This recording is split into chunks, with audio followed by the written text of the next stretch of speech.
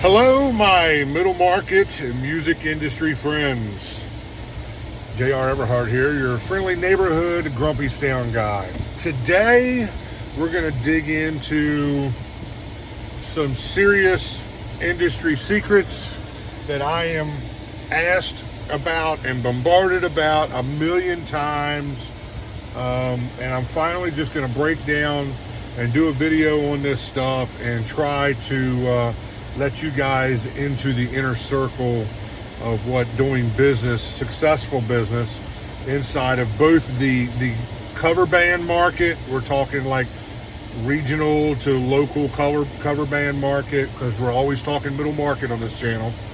All the way up to production guys, and just the way business practices and the way that some of us upper echelon production companies, how we do business in a professional and courteous manner, because you can be honest and have integrity in this business.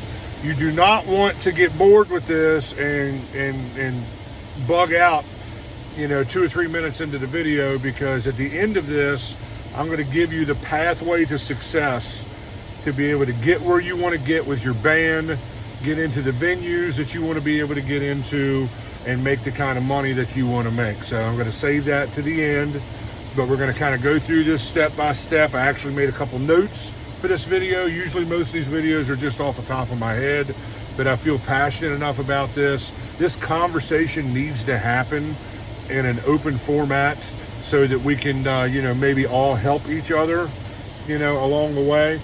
But I guess the best place to start is to realize that this business is kind of a dog-eat-dog world. I try to stay as good of friends as I can with most of my competitors and my competition, without, compromising, my own business practices and the industry secrets that I treasure, inside of, CLP audio and staging. But you have to let go of this romantic idea that so many of us get wrapped up in, as it's just one big music community and we just all love each other and we're all trying to help each other. And there's some truth to that. There really is. If you're blessed enough to be in a music community that is trying to at least operate like that, man, that's a huge super blessing to have that. Most of the time what I have found out is that's all fine and good until it comes down to dollars and cents and that kind of stuff, and we're going to talk about the financial stuff as well. So if you kind of just realize that sometimes the people that are hurting you most in this business are the people that are closest to you. Like, I'm a big proponent of that saying that says, keep your friends close but your enemies closer. I don't go out of my way to hang out with my haters, is probably the best way for me to say it. I really, really try not to have dead set enemies, but you can't be in this business for any length of time without, ruffling someone's feathers or having someone getting bent up, especially in today's oversensitive society, where everybody is offended about everything. You just can't be real, which doesn't do the music business any favors, especially in the entry level, when you're trying to get going and you're trying to do the things to get your band up and going and get your band moving forward, get your production company up and going, get your production company moving forward.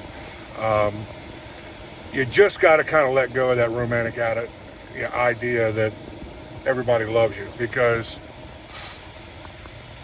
most people that love you only love you because you're not a threat to them. The second you become a threat to them, it's amazing how fast that love will fade away into the sunset, and they won't answer text messages as rapidly as they used to, or they just stop talking to you altogether. I had a situation one time with one of my competitors where one of their clients had come to me.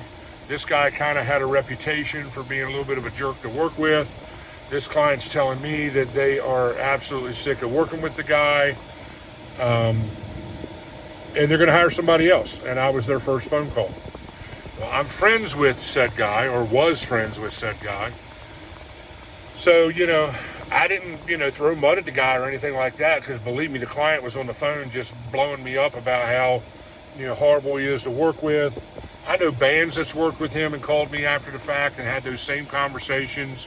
Those are conversations where I'm usually just sitting there listening.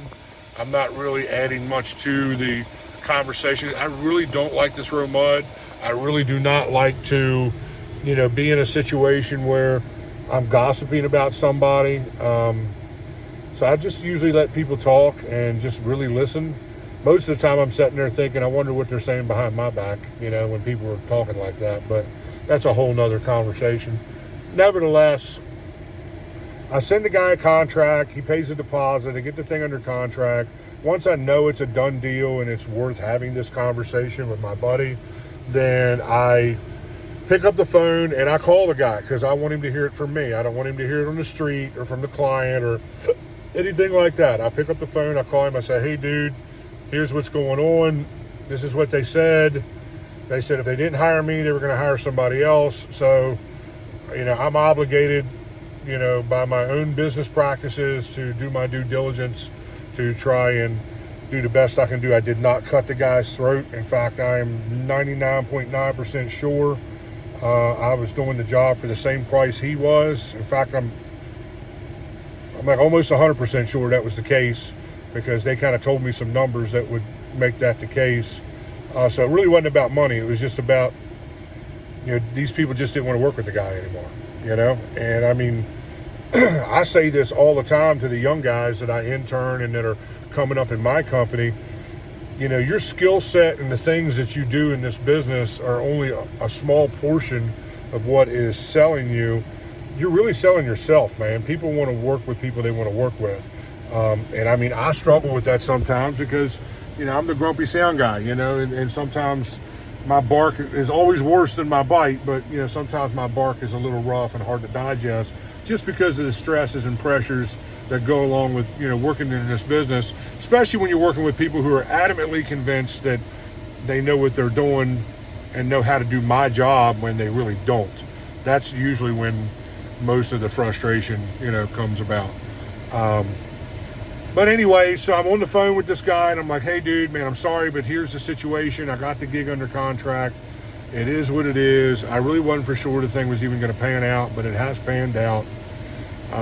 He pretty much got mad about it and said, good luck with that, and hung up on me. And that was 3 years ago, and we haven't had one word of conversation between each other since then, which kind of hurts a little bit, because had the tables been turned, and maybe this is just me, but had the tables been turned and said, hey, your client hired me because they said you were a jerk, I would take that as an opportunity for me to take a real hard look at how I'm doing business.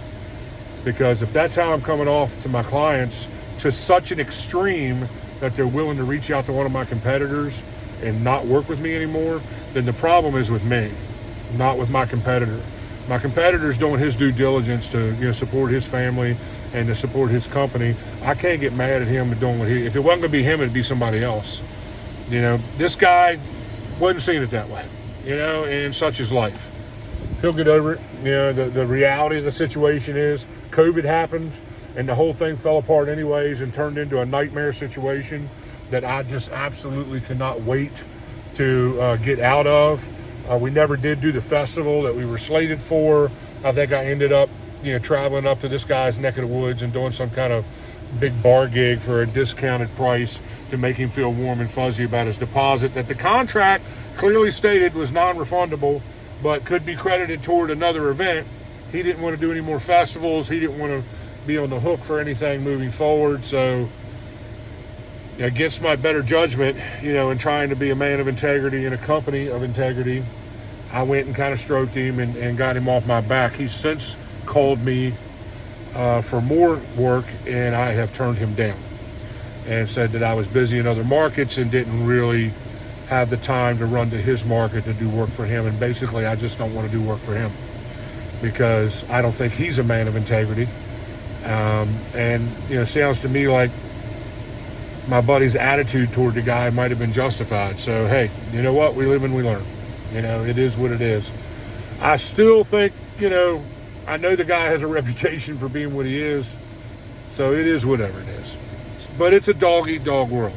I didn't pursue that client. I didn't go, you know, look on his website at the gigs that he did last year and then went and called his clients and tried to cut his throat and steal his clients from him, because believe me, we got people like that in this business. It happens every single day. I had a buddy of mine call and said, you know, a local guy called all his clients and did exactly that.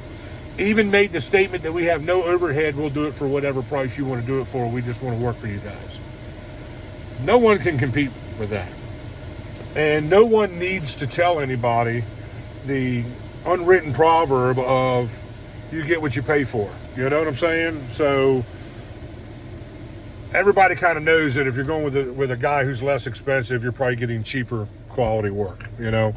And that's exactly how that panned out. Thankfully, my buddy's clients were not dumb enough to fall for it, and they just picked up the phone and called my buddy. And my buddy called me. He's like, "Can you believe this so-and-so did this?" And, you know, blah, blah, blah. And, of course, it's no secret that this guy is a worm. So, you know, it is what it is. The guy's slowly losing some of the hold that he had on our area, and it's developing into whatever it's developing into. I've seen bands do all this same stuff. You know, the biggest thing with bands, and I mean, I'm a drummer, and I managed and drummed in a classic rock band that was sponsored by Budweiser, Monster Energy drink, locally, you know, some 10 years ago or whatever. I mean, we were very successful in our little pond, you know, so I know what I'm talking about from that side of the stage as well. My track record kind of speaks for itself. We were very successful. So when a band goes to a club and says, you know, we're the same as band A down the street for half the price, that's some nasty, dirty stuff, dude. You know, all you're doing is devaluing the whole cover band scene by, you know, operating with those kind of business practices, and you're doing nothing but make yourself look like an idiot, because 99.9% of the time, venue owners, bar owners, pay attention to what I'm saying. When a band comes to you and say, I do the same thing as the biggest band that plays at your club, and I'll do it for half the price, 99.9% of the time, that band cannot deliver those results. They're talking bull butter. Be smart enough to know that. When I was running my band, you know, we kind of plowed our way through a whole bunch of venues that had never had live music, and proved to those venue owners that there was a lot of money to be made with live music, at least with our band, was we were selling places out left and right. And then within 6 months, people were going right to our website, going right to those clubs and telling those clubs, oh, we play the same set list, we do the same thing, and we'll do it for half or even a third of what they're charging. And a lot of those clubs were dumb enough to fall for that, gave those guys that money, and it was just an absolute flop. None of those bands were able to deliver the same thing we were delivering. So, you know, don't be that guy. You know, don't be that band. Don't be that band. You be you, you know. Like, everybody paints the canvas differently, and it's all cool, you know. But later on in the video, we're going to talk about how you can position yourself as a band, you know, for success. But don't go and cut people's throats. Don't go and say that you're like this band, or you're trying to be that band, or maybe you're not vocally coming out and saying you're trying to do that, but you're on their website, you're robbing their graphic art and stuff like that. I mean, I've heard the worst horrible stories in the world about this stuff. Bands that are so hungry to skip the paying dues part of the equation and get right to the big money-making payday and sold-out clubs that, you know, they'll do anything to get there. And I've seen it in the bands that I've been in. I've seen it in dozens of bands that I've worked for and worked with over the years. And it just absolutely gets you nowhere. And all it does is devalue the business. All the bands that are screaming and crying about wanting more money, I'm not saying you shouldn't get more money. You know, you probably should. But talk about that here in just a second. Pricing's the next thing on the list. But, you know, the reality of it is when you go in and say, hey, you know, we'll play for $100 a man. You realize that bands have been playing for $100 a man, B and C bands, especially C bands, have been playing for $100 a man since like early to mid 80s. And here we are in 2023. It's like my argument with clubs is it's been a $5 cover to get in a club since the late 70s, early 80s. You know, and you people who complain about a $7 cover or even a $10 cover really need to get a grip, because you've been paying $5 for freaking 35, 40 years here, man. I mean, what other industry has not had a rate of increase in pay? None. No other industry. You're paying more for food, gas, housing, everything, all your living expenses, your electric bill, way more in all those industries than what you did 40 years ago. But yet musicians are still expected to play for $100 or $150 a man. That is so ridiculous to me. And a lot of it is clubs are afraid to charge a cover charge. You people who come out to see bands bellyache and complain about, you know, having to pay a cover. You know, it's like, look, I got news for you. If you're going to a club that doesn't have a cover charge, it's because they're charging you more for your drinks. I would rather go to a club that is charging a $5 or $10 cover, come in and pay normal prices for beverages and food, than to pay no cover and come in and pay 30% more for beverages and food. They got to make it one way or the other, people. You know, I mean, that's just the way it is, you know, so we got to kind of get out of that. So moving on to pricing, everybody wants to know what everybody's making. Look, guys, I work with, you know, some of the biggest bands in the Mid-Atlantic, hand in hand. I've heard all the numbers. I've been in the inside circle conversations, you know, and the reality of pricing comes down to this one factor. And you're probably going to hear me repeat this several times throughout this video. Your band is only worth the butts that you can put in the seats of the venue. So by that, what I'm saying is, if you're a band that's only putting 20 or 30 people in clubs consistently, then you're probably a $600 or $700 a night band, if you're lucky. And really, this conversation only applies to B and A bands. A bands being the top of the food chain, B bands being probably your local neighborhood, you know, band that you can go listen to who's actually playing the music mostly right. C bands are the bands that are just crawling out of their garage and just starting to play out in clubs and maybe trying to figure out how to play their instruments all at the same time. So this pricing conversation is directed toward A and B bands. A bands don't need any of this advice because they've typically been in the business long enough to already know these things. It's really the B bands that come to me regularly and are asking me, you know, pricing questions. Well, here's the reality of it.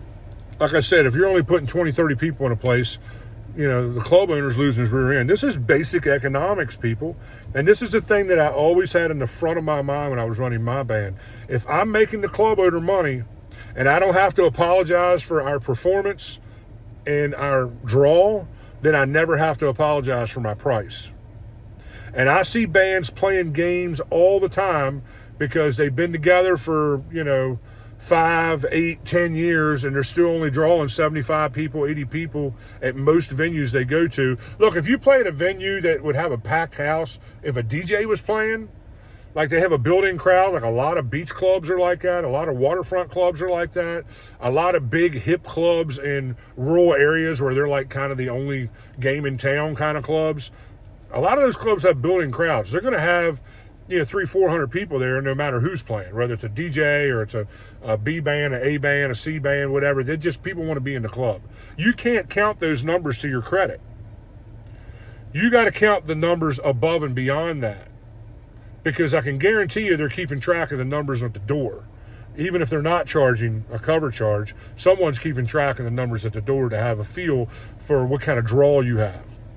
I worked in a venue for a very long time where, you know, the venue itself could put 150 people in there, even on a slow night. It was a big venue. 150 people looked like 20 people in the place. You know, it was a big venue.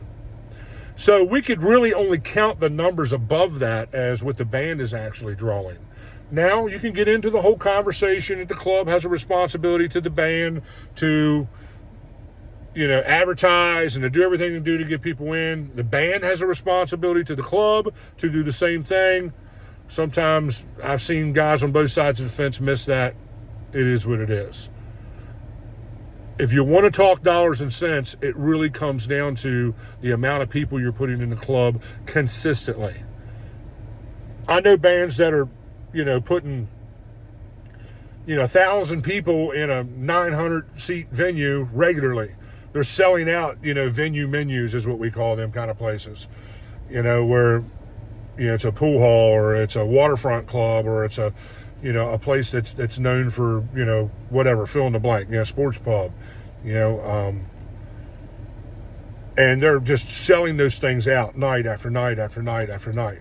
Well, yeah, sure, those bands are probably going to make somewhere between, $5,000 and $15,000, depending on what it is. Their corporate stuff is probably easily up around 15, maybe 20 grand. I know some of them bands that, their clients will fly them all over the country, even out of the country, to have them at their gigs and pay them big dollars. It's because those bands never disappoint. Those bands are extremely consistent on stage. Those bands are extremely consistent in their draw of people. And if you don't have to apologize for your performance and you don't have to apologize for your draw, then you don't have to apologize for your price. It's simple economics. But then I see other bands that's been together, like I was saying a minute ago, 5 to 10 years, and they're still drawing the same 75, 80 people, above what the club puts into place. And maybe they've been playing that club for 3 or 4 years and they're not growing. Even if they're playing the right set list, the image is right, and all that kind of stuff. You got to face the facts that you need to do something different with your band because it's not working. Whatever it is, it's not working. You can't demand more money just because you've been together for 10 years. You can't say, I'm not playing for what I played for in year 2 when you was drawing the same 75, 80 people at year 10.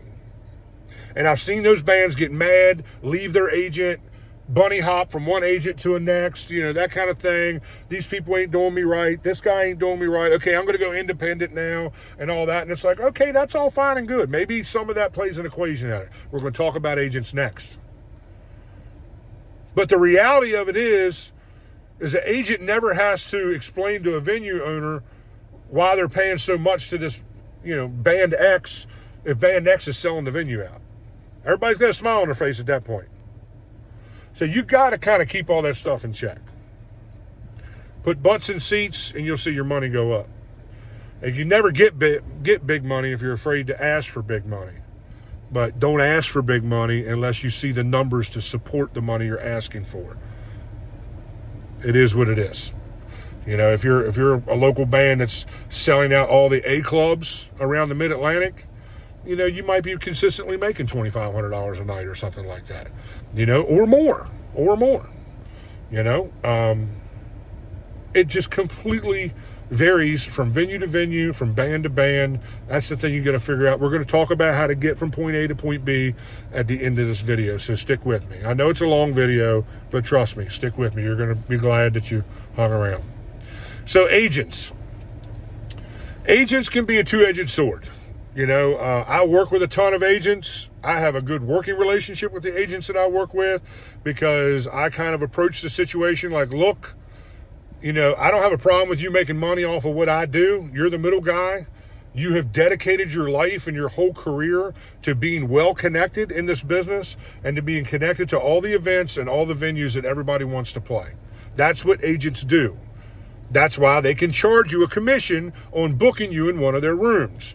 Because they've earned the right, they've done the hard work of earning the trust of that venue owner or that event promoter or whoever's the buyer is. But you have to understand something about agents. Agents make 10 to 20% commission on everybody they book, and they need to book a lot of bands to make a living, Well, if you want to work with an agent, make sure you're going to give them some availability. Because you can't go to agent A and say, hey, man, we want to play all these super cool clubs and walk in like you're going to cherry pick the best clubs in the scene and always only play in those clubs and never have to pay any dues, never have to play in any, crap gigs. Look, everybody's got to play crap gigs. Everybody has a dead night. Everybody, I don't care who you are. I've seen A-level, top of the food chain bands have crap nights. No one's immune to it. But it's who you are consistently that matters. So if you're going to an agent and asking an agent to help you, you need to trust that agent to direct you the way they see fit to direct you. And that may not always jive with what you think the direction of your band should be. If you think you can run it better than the agent, don't even bother the agent. Let the agent work with somebody who will allow them to groom them and mold them into a band that they can make money off of for years. That's the point. They have nothing to gain by you failing. So you have to get that out of your head. Yeah, I know some agents play favoritism to their favorite bands and, blah, blah, blah, and all that kind of stuff, Look, man, that's just life. That's just the music business. You got to find out a way to be one of their favorite bands. Are you not on their favorites list because you're hard to work with? Are you not on their favorites list because you don't draw legitimate numbers and then constantly bellyache and complain about wanting more money and more money and more money when it's like you're barely making enough money to support what you're making right now, much less asking for more money just because you've been in the business, longer than the guy across the street? Look at the numbers, man. The numbers don't lie. The bands that do best with agents are the bands that say, here's my every Friday and Saturday night schedule. Some bands that have full-time musicians that go, Thursday to Sunday. Book us 4 or 5 times a week. We're fine. We'll do doubles on Saturdays. We'll play Tuesday afternoon. We'll do whatever you want to do. We just want to give you a open calendar for you to do you and you to do your thing. And we'll submit to your direction. Now, if you do that, you might be surprised just how quick you'll get from point A to point B. But if you're someone who's constantly, well, now we can't play on this date, now we can't play on that date, or half your calendar you're booking direct, and you don't want to give the agent part of that, well, you're kind of chopping the agent's legs out from underneath of him. Like, he can't make money that way. He can't make money off somebody who doesn't want to give them a full available schedule. That is the best case scenario. And the bands that I've seen grow by leaps and bounds the absolute fastest are the bands that did that, and they got into the venues everyone else wanted to play. But guess what? They had to play some crap gigs too. Because you got to take the bad with the good. That's just the way it goes. Now, let me say this. Not all agents are created equally. And I'm not going to get too deep into throwing mud at agents in general, but I will say this. Some agents are guys that you can really trust and depend on and that really, genuinely want to see your band grow and want to help you. Other agents are just out for them and them only. It goes back to our dog-eat-dog conversation. You're going to have to ask around, talk to the people, talk to bands that are signed with the agent that's shopping you or that you're shopping. Talk to bands that are currently with that agent and see what their opinion is. Get some references like you would, the guy that's going to come and do the plumbing in your house. Call around, get some references. Talk to people who work with them. Talk to bars that work with them. Talk to anybody who has experience doing business with that agent. And then form an opinion. Even with all that information, you could have a bad experience. Even with all that information, you may have a great experience. I'll tell you this, your experience with your agent is always going to be 1,000 times more positive if you're putting butts in seats and you're successful. Because everybody's making money, and when everybody's making money, everybody's smiling. And the agent will naturally push your cost up when you're putting people in clubs. Because the more money you make, guess what? The more money they make. So give your agent some leeway to do what they want to do. If you ain't feeling all that and you don't want to navigate your way through, the agent thing and all that kind of stuff, and you're happy playing in your neighborhood pubs and, at your local community events and stuff like that, there is nothing wrong with that, man. Stay independent. If you stay together 15, 20 years, 25 years that way, you may carve out your own little niche market without agents and be making all the money. Save yourself that 10 or 15, 20% that you got to pay agents. But I can tell you this, it's a whole lot easier to climb that ladder when you're playing the good venues and you're playing venues that have a clientele naturally that support the kind of music that your band plays That's super huge. So there is value in that. But you got to take everything with a grain of salt. There's good and bad people in every industry. And God knows the music business has a whole lot of good and bad people. I've met some of the nicest people, most wonderful people I'll be friends with to the day I die in the music business. I've met people that I can't stand to be in the same room with as well. It's no different than an office job. The corporate world's the same way. All those things apply here as well as there. Now, moving right along. Keep your freaking mouth shut, okay? If you are fortunate enough to get accepted into the inner circle of guys who hold the keys to the kingdom, guys who are networked, guys that are currently making a living in the business, either in the production side or on the band side, no matter which side of the stage you're on.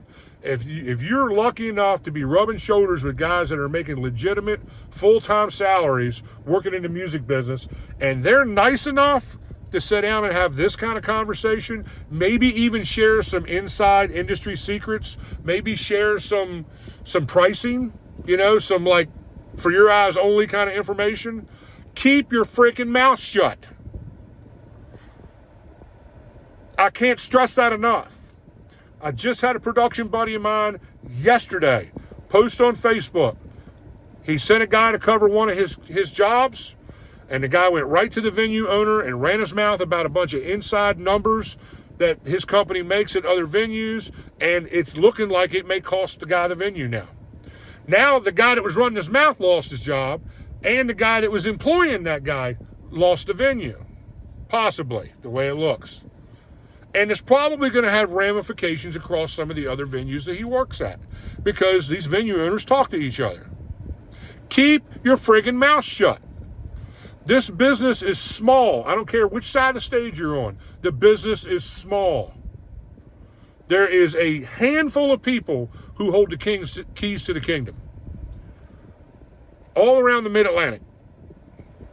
If you're fortunate enough to be friends with one of them people, like real friends, and they allow you into their world and they allow you into their inner circle and how they do business and what their business practices look like, because they're nice enough to kind of work with you and teach you how to get to where they are, keep your mouth shut. Don't go blabbing all over town what this band makes because you became friends with the drummer and, he told you a couple numbers, and now you're going to go, oh my gosh, can you believe it? This is what they make here and this is what they make there. I see guys regularly do stuff like that just to make themselves look like they're in the know.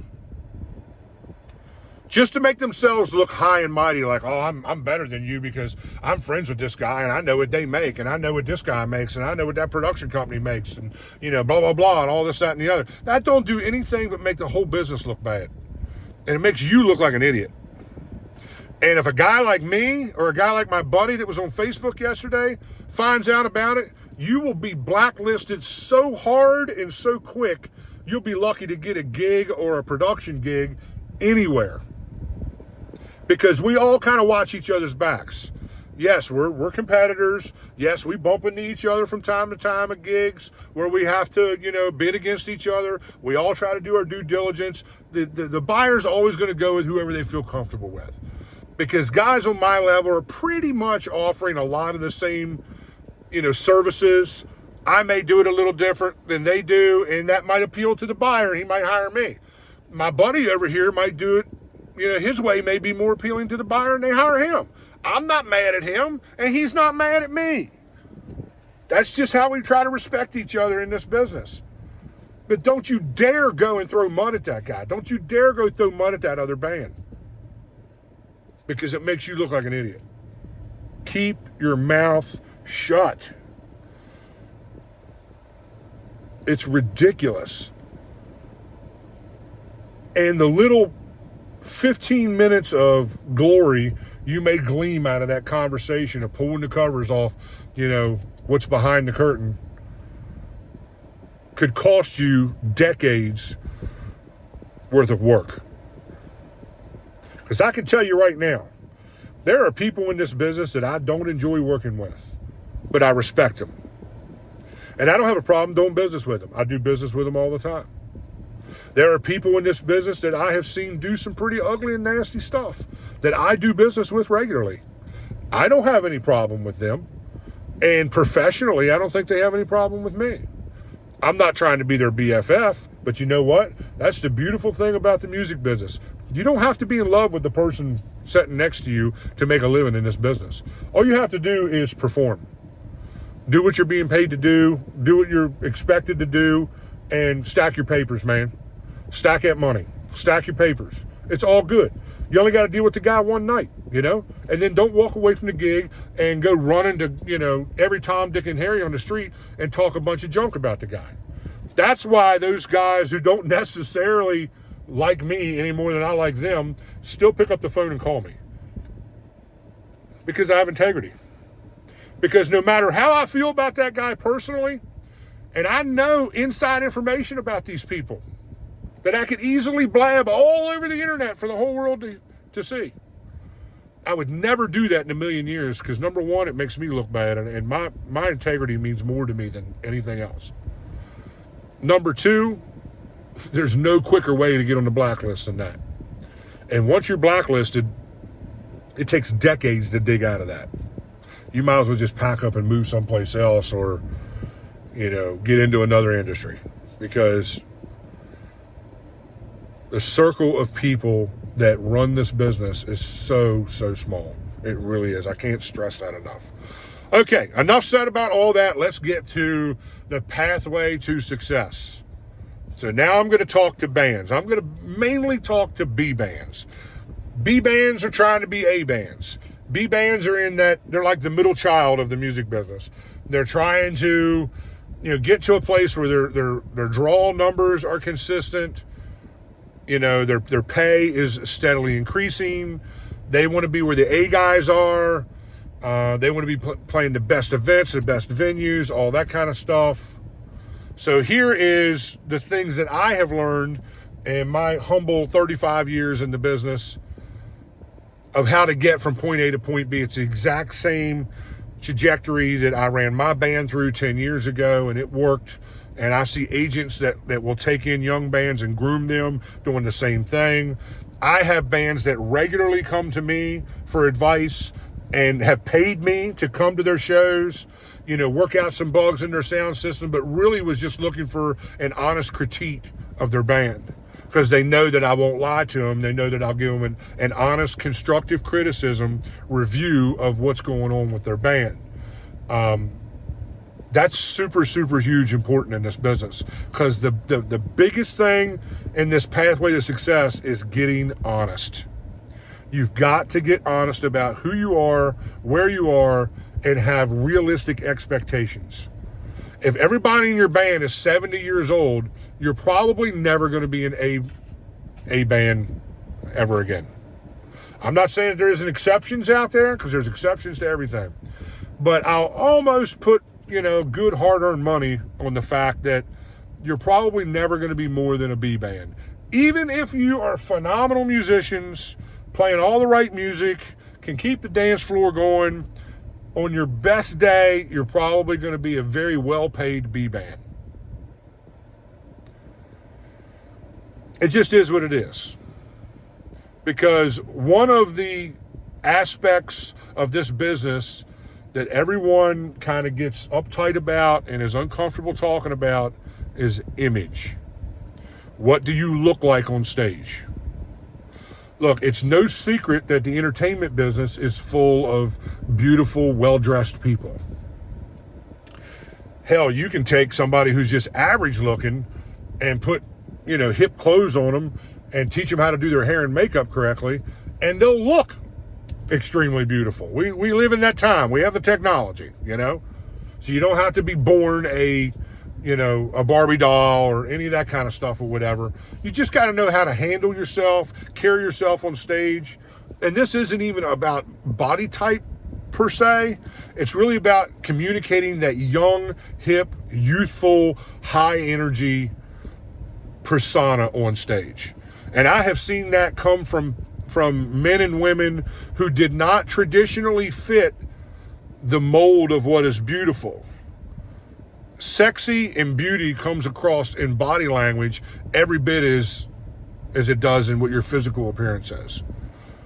You know, if you're dressed right, your makeup's right, your hair's right, your body language is right, and you can just kill talent-wise, man, you're going to really communicate all the right things to the audience. You know, and this is a business where we don't have time to kind of dance around people's feelings. We need to be honest, because let me tell you something. If you go to Nashville, New York, LA, Orlando, Austin, any of the big music cities in the United States and North America, you're going to real quick run into somebody who's going to tell you the things like this that's going to be uncomfortable. Because it's getting this honest review, it's getting this review from someone who's unbiased, and it can look into the window of your band and say, here's things that I think you should correct so that you could have the correct image, you can have the correct marketing, all that stuff should flow. Your marketing should look like your stage show, vice versa. You know, your website you need to have a marketing guy in your hip pocket to kind of teach you and to tell you what, you know, all the algorithms on YouTube and Facebook and, you know, Instagram and all the social media stuff is looking for, so you can be getting that. You need to be regularly investing in the marketing side of your business. You know, people should walk into your show and see your banners up and the name on the kick drum, and, you know, maybe Shrim's up in front of the guitar amps with your band name on it, and, you know, guys running around the club, you know, wearing your t-shirts. In the band that I was in, the last, you know, big band I was in, one part of our sponsorship with Budweiser was they gave us, you know, t-shirts, gave them to us. So what we would do is every venue we went in, we made sure all the staff got t-shirts before anybody else. That way the staff is just right out of the gate, you're setting a tone. The staff knows, hey, these guys give a rip about us. You know, and I'm usually, as I'm giving them the t-shirts, I'm like, hey guys, what's your drink specials tonight? You know, I want the bar to know that I'm on their side, because we're there to help them sell, you know, food and beverage. You better know what the soup of the day is. You better sit down, get there early enough and sit down and eat a salad or eat dinner there, so you can stand on stage and say, hey man, I had dinner here today. I had the ribeye, you know, special, and it was just amazing. You guys should really check that out. Make sure you get here, you know, early enough and do that. All that stuff should be all over your social media stuff. I see so many bands that don't do the stuff that's free. It's free, man. It's obvious. These are things that you can do to gain you huge amounts of, you know, notoriety online. Everybody's on social media. So, I mean, if you're not using that resource to your advantage, you're not really using any good sense. Don't be afraid to invite an agent out just to critique you. You may even have to pay the guy to do it. Or invite one of the musicians from one of the A bands that you admire. Invite one of those musicians, offer to buy him and his wife dinner to come out and just watch your band for one set, and then go home and email you a critique of the band. That's how you get real honest. I can remember way back in the day in my rock and roll years, when I was, you know, in my early 20s, really seeking record deals and that sort of thing. We used to videotape every show. We used to audio record every rehearsal. We were constantly watching that stuff and listening to that stuff. We had Monday and Tuesday meetings every week where we would watch the videos from that week's gigs and, okay, what can we do better? Let's get honest. Let's look at this. What is not right? Hey, look, dude, that shirt you're wearing is not working with this setup, you know? Or the way you're playing this isn't working. Maybe our flow from song to song is not smooth enough. Maybe we need to spend more time in rehearsal just on transitions between songs. Because when you get people on the dance floor, the last thing you want to do is stop playing. Don't do that. Once you get them there, keep them there. Work out your transitions to where your set flows from one song to the other, to where you only actually stop once or twice in your set. And you have things scripted out on your set list that's going to be talked about during those breaks, so that there's no gray area. No one standing on stage looking at the audience and has nothing to say. All that stuff needs to be scripted in your set list. If you would have seen the set list from my band, there was like 4 song blocks. There'd be a line, stop, push the website. another 4 or 5 song block, stop, push the bars drink specials that night. And each set, there was different things to talk about. And maybe a different guy in the band would talk about it. Maybe it wouldn't always be the same guy. Maybe the front guy needs a break to be able to go back and get a drink of water, spray some juice, some lemon juice or something in his throat and keep himself healthy. If you can get to a place where you have realistic expectations of what you're getting out of this, then you'll start having more satisfaction about what you do. If you're going to be a band that's only going to play out 2 or 3 times a month, just accept the fact you're never going to be more than a B band, because chances are you're not. If you're of a certain age, and only you can really determine that, and you show up at the gig and your body language is communicating to everybody in the room that you don't want to be there, you're really just there for the money, you're not really enjoying this anymore, you're burnt out, you maybe need to just step away from the band altogether. You maybe need to step away from the music business for a while altogether. I've had to do that in my life.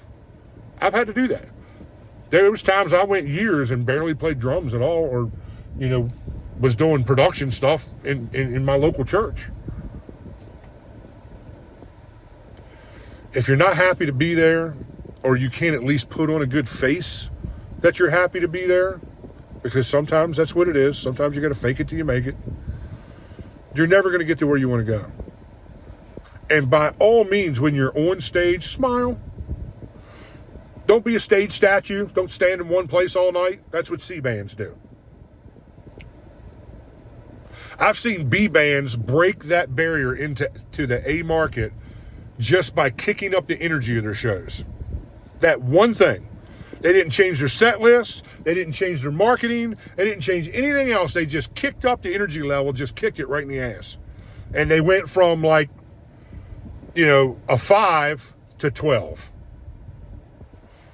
I was at a video shoot one time, and they were instructing the audience, and I'll never forget this. And I remember the director was like, "You guys think you're on 8, but you're on 4. I need you to be on 13. Kicked up that energy level, broke that barrier right into the A market. The crowds started. The stage is a mirror. If you're standing on stage looking like a bump on a log and there's no energy, the audience is just going to reflect that.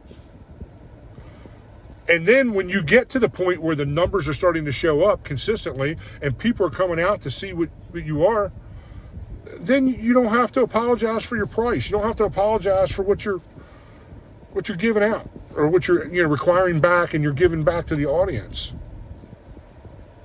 And when you go on a set break, don't go over, sit in the corner and get on your cell phone. Do that when you get home. Go out and walk around the room. Thank people for coming out. Everybody wants to be friends with somebody in the band. That was one of the things in my own band that kicked us up a notch quick, was we stopped going to the bar, getting a beer, and then going over to our cliquey little table where it was a cool kids table. No one was, going to approach us because we didn't look approachable.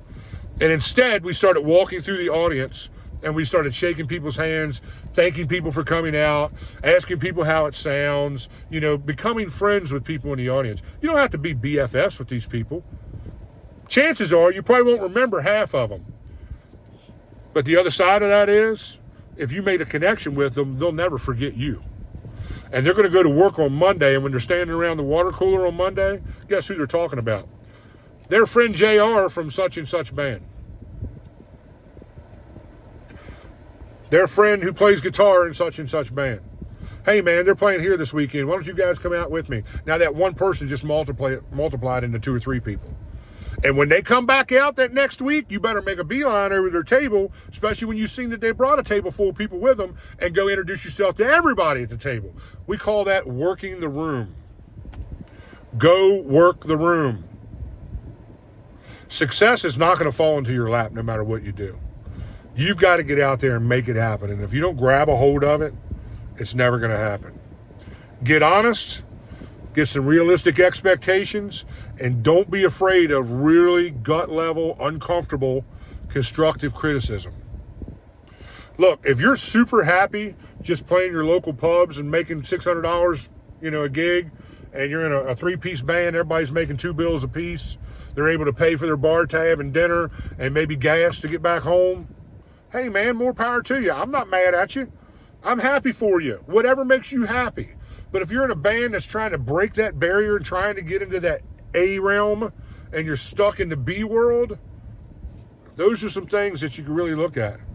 And don't get mad when somebody tells you what you're doing is wrong. Because if what you're doing ain't working, it comes back to the saying that I say all the time. If nothing changes, nothing changes. Think about it. See you next time, guys. Please subscribe to the channel. Please subscribe to the channel, as I'm really super trying to get this channel built up and get it to where, you know, it can kind of run on its own. And I can't do it without you guys. If you enjoy this content and you see value in this content, it costs nothing to hit the subscribe button. Just hit the subscribe button, share this video with your friends, talk about it on social media, and let's get the Grumpy Sound Guy, you know, message out there that we're just trying to make the world better, one gig at a time, one mix at a time, one correctly played song at a time. I'll see y'all next time. Bye-bye.